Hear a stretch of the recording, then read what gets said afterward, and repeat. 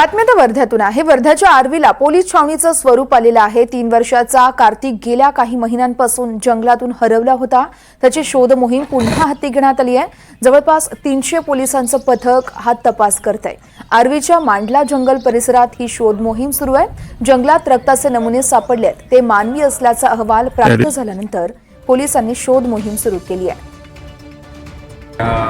मुलाच्या शोधासाठी ही विशेष मोहीम राबवण्यात आलेली आहे, ज्यामध्ये जवळपास 220 पोलीस अंमलदार, 45 पोलीस पाटील, काही होमगार्ड आणि 50 फॉरेस्ट लोक, जवळपास 350 लोकांच्या माध्यमातून ही मोहीम राबवण्यात आलेली आहे। जवळपास 7 ते 8 किलोमीटर परिसरामध्ये, जंगल परिसरामध्ये ही मोहीम राबवण्यात आलेली आहे। आम्हाला काही हाडं मिळालेली आहेत। जंगल परिसरात हाडं मिळणं कॉमन आहे।